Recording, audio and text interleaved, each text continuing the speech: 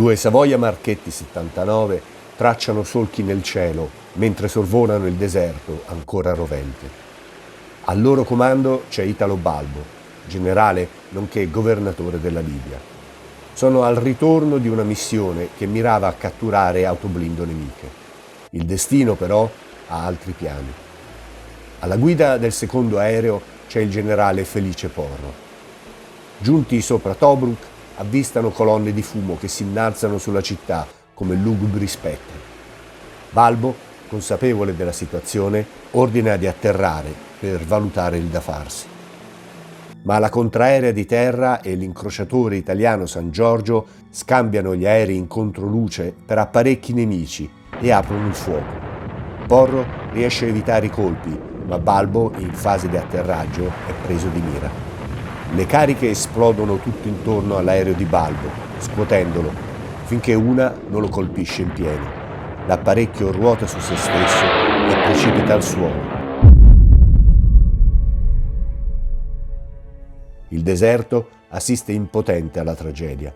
Il generale Balbo, icona della Regia Aeronautica, trova la morte in un cielo che un tempo aveva dominato.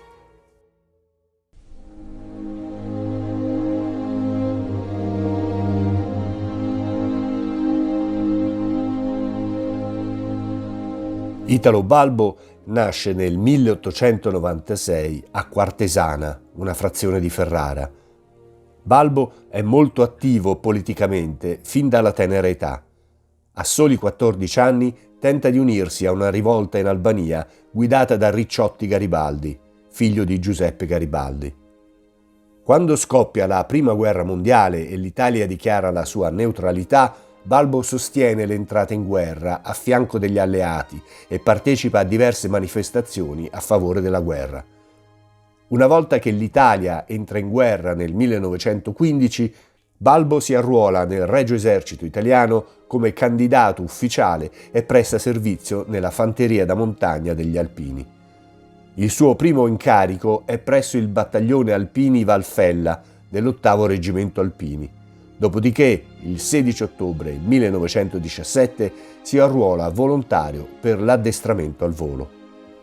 Pochi giorni dopo, gli eserciti austro-ungarico e tedesco sfondano le linee italiane nella battaglia di Caporetto e Balbo ritorna al fronte, ora assegnato al battaglione Alpini Pieve di Cadore del 7° Reggimento, dove prende il comando di un plotone d'assalto.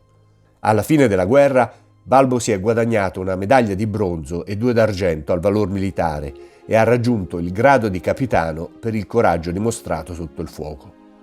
Dopo la guerra, Balbo completa gli studi iniziati a Firenze nel 1914-15 e consegue una laurea in giurisprudenza e una laurea in scienze sociali. La sua tesi finale è scritta sul pensiero economico e sociale di Giuseppe Mazzini e svolge ricerche sotto la supervisione dello storico patriottico Niccolò Rodolico. Balbo è repubblicano e odia i socialisti, i sindacati e le cooperative ad essi associati. Balbo ritorna nella sua città natale per lavorare come impiegato di banca. Nel 1920 è iniziato nella loggia massonica regolare Giovanni Bovio, affiliata alla Gran Loggia d'Italia. Successivamente consegue il grado di oratore presso la loggia massonica Girolamo Savonarola di Ferrara, affiancato da vari altri funzionari del partito. Lascia la loggia il 18 febbraio 1923, appena 3 giorni prima del voto del Gran Consiglio del Fascismo che vietava ai fascisti di aderire alla massoneria. Nel 1921 Balbo aderisce al neonato Partito Nazionale Fascista e presto diventa segretario dell'organizzazione fascista ferrarese. Inizia ad organizzare bande fasciste e forma un proprio gruppo soprannominato Celibano, dal nome della loro bevanda preferita.